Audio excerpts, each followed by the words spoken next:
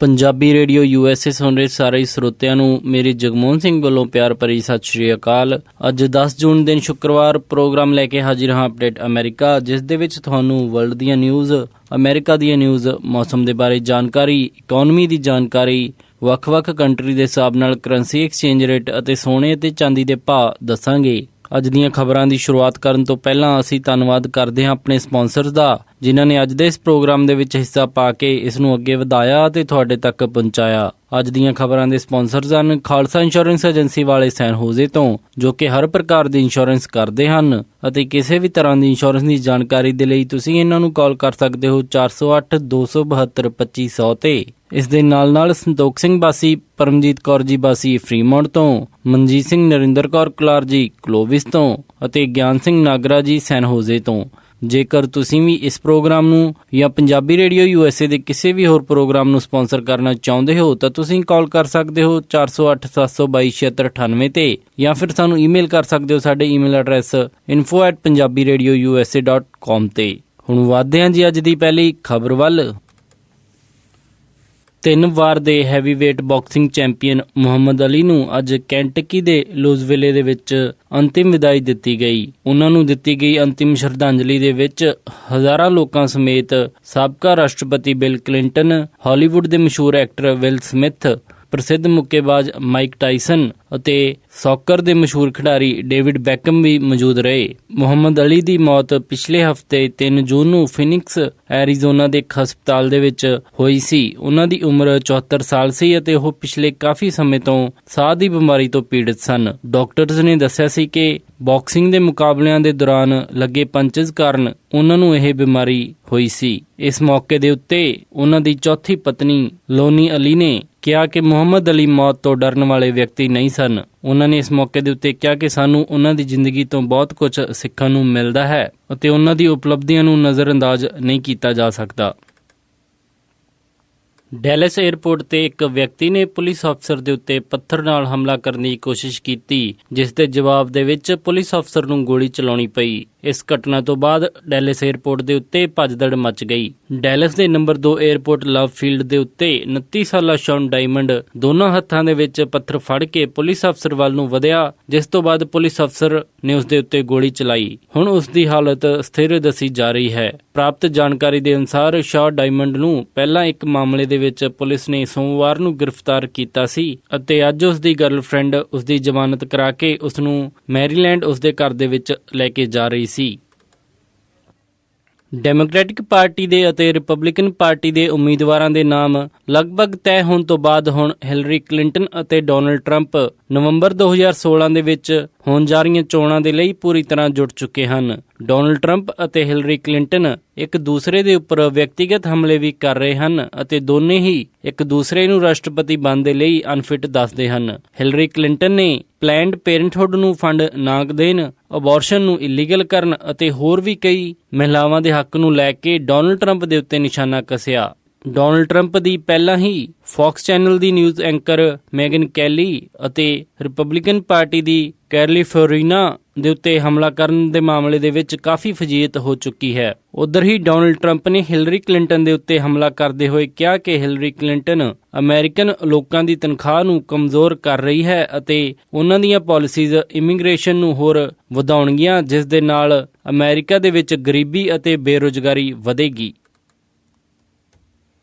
2012 ਦੇ ਵਿੱਚ ਹੋਈਆਂ ਰਾਸ਼ਟਰਪਤੀ ਦੀਆਂ ਚੋਣਾਂ ਦੇ ਵਿੱਚ ਰਿਪਬਲਿਕਨ ਪਾਰਟੀ ਦੇ ਉਮੀਦਵਾਰ ਰਹੇ ਮਿਟ ਰੋਮਨੀ ਨੇ ਡੋਨਲਡ ਟਰੰਪ ਦੇ ਉੱਤੇ ਹਮਲਾ ਕਰਦੇ ਹੋਏ ਕਿਹਾ ਹੈ ਕਿ ਉਹ ਇਹੋ ਜਿਹੇ ਵਿਅਕਤੀ ਨੂੰ ਅਮਰੀਕਾ ਦਾ ਰਾਸ਼ਟਰਪਤੀ ਬਣਦੇ ਨਹੀਂ ਦੇਖ ਸਕਦੇ ਜੋ ਕਿ ਅਮਰੀਕਾ ਦੇ ਵਿੱਚ ਰੇਸਿਜ਼ਮ ਨੂੰ ਵਧਾਵੇ। ਉਹਨਾਂ ਨੇ ਕਿਹਾ ਕਿ ਇਸ ਦੇਸ਼ ਦੇ ਰਾਸ਼ਟਰਪਤੀ ਦਾ ਅਸਰ ਪੂਰੇ ਦੇਸ਼ ਦੇ ਉੱਤੇ ਹੁੰਦਾ ਹੈ ਅਤੇ ਉਹ ਇਹੋ ਜਿਹੇ ਕਿਸੇ ਵੀ ਵਿਅਕਤੀ ਨੂੰ ਅਮਰੀਕਾ ਦਾ ਰਾਸ਼ਟਰਪਤੀ ਨਹੀਂ ਦੇਖ ਸਕਦੇ ਜੋ ਕਿ ਦੇਸ਼ ਦੀਆਂ ਆਉਣ ਵਾਲੀਆਂ ਜਨਰੇਸ਼ਨ ਦਾ ਕਿਰਦਾਰ ਬਦਲ ਦੇਵੇ। ਹਾਲਾਂਕਿ ਰਿਪਬਲਿਕਨ ਪਾਰਟੀ ਦੇ ਕਈ ਸੀਨੀਅਰ ਨੇਤਾ ਹੁਣ ਹੌਲੀ-ਹੌਲੀ ਡੋਨਲਡ ਟਰੰਪ ਨੂੰ ਸਪੋਰਟ ਕਰਨਾ ਸ਼ੁਰੂ ਕਰ ਰਹੇ ਹਨ, ਪਰ ਮਿਟ ਰੋਮਨੀ ਡੋਨਲਡ ਟਰੰਪ ਦਾ ਖੁੱਲ੍ਹਾ ਵਿਰੋਧ ਕਰਦੇ ਹੋਏ ਇੱਕ ਤੀਸਰੇ ਆਜ਼ਾਦ ਉਮੀਦਵਾਰ ਨੂੰ ਖੜਾ ਕਰਨ ਦੀ ਹੱਕ ਵਿੱਚ ਹਨ। ਮਿਟ ਰੋਮਨੀ ਨੇ ਲਿਬਰਟੇਰੀਅਨ ਪਾਰਟੀ ਦੇ ਉਮੀਦਵਾਰ ਗੈਰੀ ਜੌਨਸਨ ਨੂੰ ਸਮਰਥਨ ਦੇਣ ਦੀ ਇੱਛਾ ਜਤਾਈ ਹੈ।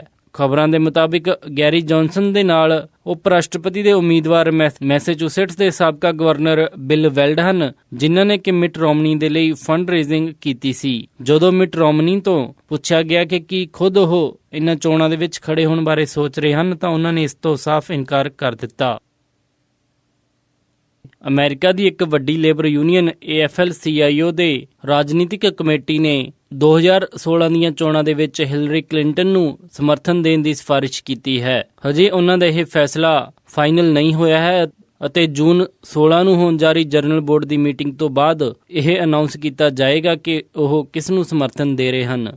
AFL-CIO ਦੁਆਰਾ ਹਿਲਰੀ ਕਲਿੰਟਨ ਨੂੰ ਸਮਰਥਨ ਦੇਣ ਦੀ ਇਹ ਖਬਰ ਠੀਕ ਉਸ ਤੋਂ 2 ਦਿਨ ਬਾਅਦ ਸਾਹਮਣੇ ਆਈ ਹੈ, ਜਦੋਂ 2 ਹੋਰ ਯੂਨੀਅਨ ਯੂਨਾਈਟਿਡ ਸਟੀਲ ਵਰਕਰਜ਼ ਅਤੇ international brotherhood of electrical workers ਨੇ ਹਿਲਰੀ ਕਲਿੰਟਨ ਨੂੰ 2016 ਦੀਆਂ ਚੋਣਾਂ ਦੇ ਵਿੱਚ ਸਮਰਥਨ ਦਿੱਤਾ ਹੈ। ਹਾਲਾਂਕਿ ਹਿਲਰੀ ਕਲਿੰਟਨ ਕਈ ਸਾਰੀ ਯੂਨੀਅਨ ਦੀ ਸਪੋਰਟ ਲੈਣ ਦੇ ਵਿੱਚ ਕਾਮਯਾਬ ਹੋ ਰਹੇ ਹਨ, ਪਰ ਯੂਨੀਅਨ ਦੇ ਕਈ ਲੀਡਰਜ਼ ਹਜੇ ਵੀ ਬਰਨੀ ਸੈਂਡਰਜ਼ ਨੂੰ ਰਾਸ਼ਟਰਪਤੀ ਦਾ ਉਮੀਦਵਾਰ ਦੇਖਣਾ ਚਾਹੁੰਦੇ ਹਨ। ਖਬਰਾਂ ਦੇ ਮੁਤਾਬਿਕ ਦੱਸਿਆ ਇਹ ਵੀ ਜਾ ਰਿਹਾ ਹੈ ਕਿ AFL-CIO ਦੁਆਰਾ ਹਿਲਰੀ ਕਲਿੰਟਨ ਨੂੰ ਇੰਨੀ ਲੇਟ ਸਮਰਥਨ ਮਿਲਣ ਦਾ ਕਾਰਨ ਇਹ ਵੀ ਹੋ ਸਕਦਾ ਹੈ ਕਿ ਉਹ ਹਿਲਰੀ ਕਲਿੰਟਨ ਦੀਆਂ ਪਾਲਿਸੀਜ਼ ਨੂੰ ਹੋਰ ਜ਼ਿਆਦਾ ਲੇਬਰ ਫਰੈਂਡਲੀ ਬਣਵਾਉਣਾ ਚਾਹੁੰਦੇ ਹਨ। ਡੋਨਲਡ ਟਰੰਪ ਨੂੰ ਵੱਡੀਆਂ ਲੇਬਰ ਯੂਨੀਅਨ ਦਾ ਸਮਰਥਨ ਲੈਣ ਦੇ ਵਿੱਚ ਭਾਰੀ ਦਿੱਕਤ ਦਾ ਸਾਹਮਣਾ ਕਰਨਾ ਪੈ ਰਿਹਾ ਹੈ।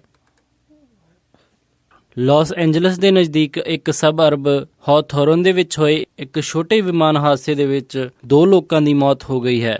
ਅਧਿਕਾਰੀਆਂ ਨੇ ਦੱਸਿਆ ਕਿ ਇਹ 2-ਸੀਟਰ ਪਲੇਨ ਇੱਕ ਘਰ ਦੇ ਵਿੱਚ ਜਾ ਟਕਰਾਇਆ, ਜਿਸ ਤੋਂ ਬਾਅਦ ਇਸ ਪਲੇਨ ਦੇ ਵਿੱਚ ਸਵਾਰ ਦੋਨਾਂ ਵਿਅਕਤੀਆਂ ਦੀ ਮੌਤ ਹੋ ਗਈ। ਅਧਿਕਾਰੀਆਂ ਦੇ ਮੁਤਾਬਿਕ ਗਰਾਊਂਡ ਦੇ ਉੱਤੇ ਕਿਸੇ ਨੂੰ ਕਿਸੇ ਪ੍ਰਕਾਰ ਦੀ ਕੋਈ ਸੱਟ ਨਹੀਂ ਵੱਜੀ ਹੈ। ਅਧਿਕਾਰੀਆਂ ਨੇ ਦੱਸਿਆ ਕਿ ਉੱਥੇ ਮੌਜੂਦ ਕਈ ਲੋਕਾਂ ਨੇ ਮਦਦ ਕਰਨ ਦੀ ਕੋਸ਼ਿਸ਼ ਕੀਤੀ, ਪਰ ਅੱਗ ਇੰਨੀ ਜ਼ਿਆਦਾ ਸੀ ਕਿ ਕੋਈ ਮੌਕੇ ਦੇ ਉੱਤੇ ਨਹੀਂ ਪਹੁੰਚ ਪਾਇਆ। ਨੈਸ਼ਨਲ ਟਰਾਂਸਪੋਰਟੇਸ਼ਨ ਸੇਫਟੀ ਬੋਰਡ ਇਸ ਹਾਦਸੇ ਦੀ ਜਾਂਚ ਦੇ ਵਿੱਚ ਲੱਗਿਆ ਹੋਇਆ ਹੈ। ਅਲਬਰਟਾ ਦੇ ਫੋਰਟ ਮੈਕਮਰੀ ਦੇ ਵਿੱਚ ਜਿੱਥੇ ਕੁਝ ਮਹੀਨੇ ਪਹਿਲਾਂ ਅੱਗ ਨੇ ਭੀਸ਼ਣ ਤਬਾਹੀ ਕੀਤੀ ਸੀ, ਉੱਥੇ ਹੁਣ ਮੀਂਹ ਨੇ ਤਬਾਹੀ ਮਚਾਉਣ ਦੀ ਤਿਆਰੀ ਕਰ ਲਈ ਹੈ। ਇਸ ਸਬੰਧ ਦੇ ਵਿੱਚ ਮੌਸਮ ਵਿਭਾਗ ਨੇ ਇੱਕ ਬਿਆਨ ਜਾਰੀ ਕਰਦੇ ਹੋਏ ਫੋਰਟ ਮੈਕਮਰੀ ਦੇ ਲੋਕਾਂ ਨੂੰ ਇਹ ਚੇਤਾਵਨੀ ਦਿੱਤੀ ਹੈ ਕਿ ਇੱਥੇ ਪੈ ਰਹੇ ਤੇਜ਼ ਮੀਂਹ ਦੇ ਕਾਰਨ ਹੜ੍ਹ ਆ ਸਕਦੇ ਹਨ। ਇਸ ਲਈ ਲੋਕਾਂ ਨੂੰ ਪੂਰੀ ਸਾਵਧਾਨੀ ਵਰਤਣ ਦੀ ਸਲਾਹ ਦਿੱਤੀ ਗਈ ਹੈ। ਮੌਸਮ ਵਿਭਾਗ ਦਾ ਕਹਿਣਾ ਹੈ ਕਿ ਅੱਗ ਦੇ ਕਾਰਨ ਵੱਡੀ ਮਾਤਰਾ ਦੇ ਵਿੱਚ ਖਤਮ ਹੋਏ ਜੰਗਲਾਤ ਦੇ ਕਾਰਨ ਪਾਣੀ ਦੀ ਰਫ਼ਤਾਰ ਜ਼ਿਆਦਾ ਤੇਜ਼ ਹੋਵੇਗੀ, ਜਿਸ ਦੇ ਨਾਲ ਜ਼ਿਆਦਾ ਨੁਕਸਾਨ ਹੋਣ ਦਾ ਖਤਰਾ ਦੱਸਿਆ ਜਾ ਰਿਹਾ ਹੈ।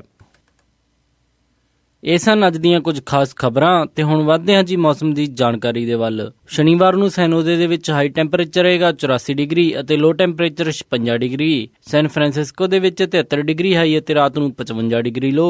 ਸੈਕਰਾਮੈਂਟੋ ਦੇ ਵਿੱਚ 92 ਡਿਗਰੀ ਹਾਈ ਅਤੇ ਰਾਤ ਨੂੰ 60 ਡਿਗਰੀ ਲੋ। ਯੂਬਾ ਸਿਟੀ ਦੇ ਵਿੱਚ 92 ਡਿਗਰੀ ਹਾਈ ਅਤੇ ਰਾਤ ਨੂੰ 61 ਡਿਗਰੀ ਲੋ। ਸਟਾਕਟਨ ਦੇ ਵਿੱਚ 91 ਡਿਗਰੀ ਹਾਈ ਅਤੇ ਰਾਤ ਨੂੰ 60 ਡਿਗਰੀ ਲੋ। ਟ੍ਰੇਸੀ ਦੇ ਵਿੱਚ 91 ਡਿਗਰੀ ਹਾਈ ਅਤੇ ਰਾਤ ਨੂੰ 60 ਡਿਗਰੀ ਲੋ। ਮੋਡੈਸਟੋ ਦੇ ਵਿੱਚ 92 ਡਿਗਰੀ ਹਾਈ ਅਤੇ ਰਾਤ ਨੂੰ 62 ਡਿਗਰੀ ਲੋ। ਫ੍ਰੈਜ਼ਨੋ ਦੇ ਵਿੱਚ 91 ਡਿਗਰੀ ਹਾਈ ਅਤੇ ਰਾਤ ਨੂੰ 62 ਡਿਗਰੀ ਲੋ। ਬੇਕਰਸਫੀਲਡ ਦੇ ਵਿੱਚ 92 ਡਿਗਰੀ ਹਾਈ ਅਤੇ ਰਾਤ ਨੂੰ 65 ਡਿਗਰੀ ਲੋ। ਲਾਸ ਐਂਜਲਸ ਦੇ ਵਿੱਚ 73 ਡਿਗਰੀ ਹਾਈ ਅਤੇ ਰਾਤ ਨੂੰ 59 ਡਿਗਰੀ ਲੋ। ਟਰਕੀ ਦੇ ਵਿੱਚ 69 ਡਿਗਰੀ ਹਾਈ ਅਤੇ ਰਾਤ ਨੂੰ 42 ਡਿਗਰੀ ਲੋ। ਸਾਊਥ ਲੇਕ ਟਾਹੋ ਦੇ ਵਿੱਚ 67 ਡਿਗਰੀ ਹਾਈ ਅਤੇ ਰਾਤ ਨੂੰ 41 ਡਿਗਰੀ ਲੋ। ਪੋਰਟਲੈਂਡ ਓਰੇਗਨ ਦੇ ਵਿੱਚ 68 ਡਿਗਰੀ ਹਾਈ ਅਤੇ ਰਾਤ ਨੂੰ 49 ਡਿਗਰੀ ਲੋ। ਇੱਥੇ ਦਿਨ ਦੇ ਟਾਈਮ ਮੀਂਹ ਪੈਣ ਦੀ ਸੰਭਾਵਨਾ ਹੈ। ਸਿਐਟਲ ਦੇ ਵਿੱਚ 64 ਡਿਗਰੀ ਹਾਈ ਅਤੇ ਰਾਤ ਨੂੰ 50 ਡਿਗਰੀ ਲੋ। ਫਲੈਗਸਟੈਫ ਐਰੀਜ਼ੋਨਾ ਦੇ ਵਿੱਚ 74 ਡਿਗਰੀ ਹਾਈ ਅਤੇ ਰਾਤ ਨੂੰ 45 ਡਿਗਰੀ ਲੋ। ਸਾਲਟ ਲੇਕ ਸਿਟੀ ਯੂਟਾ ਦੇ ਵਿੱਚ 75 ਡਿਗਰੀ ਹਾਈ ਅਤੇ ਰਾਤ ਨੂੰ 56 ਡਿਗਰੀ ਲੋ। ਸ਼ਿਕਾਗੋ ਦੇ ਵਿੱਚ 94 ਡਿਗਰੀ ਹਾਈ ਅਤੇ ਰਾਤ ਨੂੰ 64 ਡਿਗਰੀ ਲੋ। ਨਿਊਯਾਰਕ ਦੇ ਵਿੱਚ 85 ਡਿਗਰੀ ਹਾਈ ਅਤੇ ਰਾਤ ਨੂੰ 72 ਡਿਗਰੀ ਲੋ। ਟੋਰਾਂਟੋ ਦੇ ਵਿੱਚ 30 ਡਿਗਰੀ ਸੈਲਸੀਅਸ ਹਾਈ ਅਤੇ ਰਾਤ ਨੂੰ 15 ਡਿਗਰੀ ਸੈਲਸੀਅਸ ਲੋ। ਵਿਨੀਪੈਗ ਦੇ ਵਿੱਚ 22 ਡਿਗਰੀ ਸੈਲਸੀਅਸ ਹਾਈ ਅਤੇ ਰਾਤ ਨੂੰ 12 ਡਿਗਰੀ ਸੈਲਸੀਅਸ ਲੋ। ਕੈਲਗਰੀ ਦੇ ਵਿੱਚ 16 ਡਿਗਰੀ ਸੈਲਸੀਅਸ ਹਾਈ ਅਤੇ ਰਾਤ ਨੂੰ 7 ਡਿਗਰੀ ਸੈਲਸੀਅਸ ਲੋ। ਵੈਨਕੂਵਰ ਦੇ ਵਿੱਚ 17 ਡਿਗਰੀ ਸੈਲਸੀਅਸ ਹਾਈ ਅਤੇ ਰਾਤ ਨੂੰ 11 ਡਿਗਰੀ ਸੈਲਸੀਅਸ ਲੋ। ਅੰਮ੍ਰਿਤਸਰ ਦੇ ਵਿੱਚ 43 ਡਿਗਰੀ ਸੈਲਸੀਅਸ ਹਾਈ ਅਤੇ ਰਾਤ ਨੂੰ 28 ਡਿਗਰੀ ਸੈਲਸੀਅਸ ਲੋ। ਮੈਲਬਰਨ ਆਸਟ੍ਰੇਲੀਆ ਦੇ ਵਿੱਚ 12 ਡਿਗਰੀ ਸੈਲਸੀਅਸ ਹਾਈ ਅਤੇ ਰਾਤ ਨੂੰ 6 ਡਿਗਰੀ ਸੈਲਸੀਅਸ ਲੋ। ਲੰਡਨ ਦੇ ਵਿੱਚ 20 ਡਿਗਰੀ ਸੈਲਸੀਅਸ ਹਾਈ ਅਤੇ ਰਾਤ ਨੂੰ 13 ਡਿਗਰੀ ਸੈਲਸੀਅਸ ਲੋ। ਬਰਲਿਨ ਦੇ ਵਿੱਚ 21 ਡਿਗਰੀ ਸੈਲਸੀਅਸ ਹਾਈ ਅਤੇ ਰਾਤ ਨੂੰ 11 ਡਿਗਰੀ ਸੈਲਸੀਅਸ ਲੋ। ਅਤੇ ਫਰਾਂਸ ਪੈਰਿਸ ਦੇ ਵਿੱਚ 20 ਡਿਗਰੀ ਸੈਲਸੀਅਸ ਹਾਈ ਅਤੇ ਰਾਤ ਨੂੰ 14 ਡਿਗਰੀ ਸੈਲਸੀਅਸ ਲੋ ਰਹੇਗਾ ਜੀ। ਇਹ ਸੀ ਜੀ ਮੌਸਮ ਦੀ ਜਾਣਕਾਰੀ। ਅਤੇ ਹੁਣ ਵਧਦੇ ਹਾਂ ਜੀ ਸਟਾਕ ਮਾਰਕੀਟ ਦੀ ਇਨਫੋਰਮੇਸ਼ਨ ਦੇ ਵੱਲ। ਸ਼ੁੱਕਰਵਾਰ ਨੂੰ ਕਲੋਜ਼ਿੰਗ ਦੇ ਸਮੇਂ ਡਾਓ ਜੋਨਸ 119 ਅੰਕਾਂ ਦੀ ਗਿਰਾਵਟ ਦੇ ਨਾਲ 17,865 ਪੁਆਇੰਟ 34 ਤੇ ਬੰਦ ਹੋਇਆ। ਨੈਸਡੈਕ 64 ਅੰਕਾਂ ਦੀ ਗਿਰਾਵਟ ਦੇ ਨਾਲ 4894.55 ਤੇ ਬੰਦ ਹੋਇਆ। S&P 19 ਅੰਕਾਂ ਦੀ ਗਿਰਾਵਟ ਦੇ ਨਾਲ 2096.07 ਤੇ ਬੰਦ ਹੋਇਆ। ਵਿਲਸ਼ਾਇਰ 5000 231 ਅੰਕਾਂ ਦੀ ਗਿਰਾਵਟ ਦੇ ਨਾਲ 21688.79 ਤੇ ਬੰਦ ਹੋਇਆ। ਕਰੰਸੀ ਐਕਸਚੇਂਜ ਰੇਟ ਦੇ ਵਿੱਚ ਇੱਕ US ਡਾਲਰ ਦੀ ਕੀਮਤ ਰਹੀ 66.96 ਪੈਸੇ, ਇੱਕ ਕੈਨੇਡੀਅਨ ਡਾਲਰ ਦੀ ਕੀਮਤ ਰਹੀ 52.40 ਪੈਸੇ, ਇੱਕ ਬ੍ਰਿਟਿਸ਼ ਪਾਉਂਡ ਦੀ ਕੀਮਤ ਰਹੀ 95.46 ਪੈਸੇ, ਇੱਕ ਯੂਰੋ ਦੀ ਕੀਮਤ ਰਹੀ 75.36 ਪੈਸੇ, ਇੱਕ ਆਸਟ੍ਰੇਲੀਅਨ ਡਾਲਰ ਦੀ ਕੀਮਤ ਰਹੀ 49.39 ਪੈਸੇ, ਇੱਕ ਨਿਊਜ਼ੀਲੈਂਡ ਡਾਲਰ ਦੀ ਕੀਮਤ ਰਹੀ 47.24 ਪੈਸੇ, ਇੱਕ ਸਿੰਗਾਪੁਰ ਡਾਲਰ ਦੀ ਕੀਮਤ ਰਹੀ 49.23 ਪੈਸੇ, ਇੱਕ ਬਹਿਰੀਨੀ ਦਿਨਾਰ ਦੀ ਕੀਮਤ ਰਹੀ 177.66 ਪੈਸੇ ਅਤੇ ਇੱਕ ਕੁਵੈਤੀ ਦਿਨਾਰ ਦੀ ਕੀਮਤ ਰਹੀ 222.31 ਪੈਸੇ। ਸੋਨੇ ਦਾ ਰੇਟ $1273.54 ਪਰ ਆਉਂਸ ਰਿਹਾ ਅਤੇ ਚਾਂਦੀ $17.32 ਪਰ ਆਉਂਸ ਰਹੀ। ਇਸੇ ਦੇ ਨਾਲ ਅੱਜ ਦਾ ਇਹ ਖਬਰਾਂ ਦਾ ਬੁਲੇਟਿਨ ਇੱਥੇ ਹੀ ਸਮਾਪਤ ਕਰਦੇ ਹਾਂ ਜੀ। ਇਜਾਜ਼ਤ ਦਿਓ। ਉਮੀਦ ਹੈ ਕਿ ਤੁਹਾਨੂੰ ਅੱਜ ਦਾ ਇਹ ਪ੍ਰੋਗਰਾਮ ਪਸੰਦ ਆਇਆ ਹੋਵੇਗਾ। ਕਿਸੇ ਵੀ ਤਰ੍ਹਾਂ ਦੇ ਫੀਡਬੈਕ ਦੇ ਲਈ ਤੁਸੀਂ ਸਾਨੂੰ ਕਾਲ ਕਰ ਸਕਦੇ ਹੋ 408 272 52 100 ਤੇ, ਜਾਂ ਫਿਰ ਸਾਨੂੰ ਈਮੇਲ ਕਰ ਸਕਦੇ ਹੋ ਸਾਡੇ ਈਮੇਲ ਐਡਰੈਸ info@punjabiradiousa.com ਤੇ। ਇੱਕ ਵਾਰੀ ਫਿਰ ਸਾਰੇ ਸਪਾਂਸਰ ਦਾ ਬਹੁਤ-ਬਹੁਤ ਧੰਨਵਾਦ। ਮਿਲਦੇ ਹਾਂ ਜੀ ਅਪਡੇਟ ਅਮਰੀਕਾ ਦੇ ਅਗਲੇ ਅੰਕ ਵਿੱਚ। ਤਦ ਤੱਕ ਲਈ ਸਾਰਿਆਂ ਨੂੰ ਪਿਆਰ ਅਤੇ ਸਤਿਕਾਰ ਭਰੀ ਸਤਿ ਸ਼੍ਰੀ ਅਕਾਲ। ਸੁਣਦੇ ਰਹੋ ਜੀ ਪੰਜਾਬੀ ਰੇਡੀਓ USA।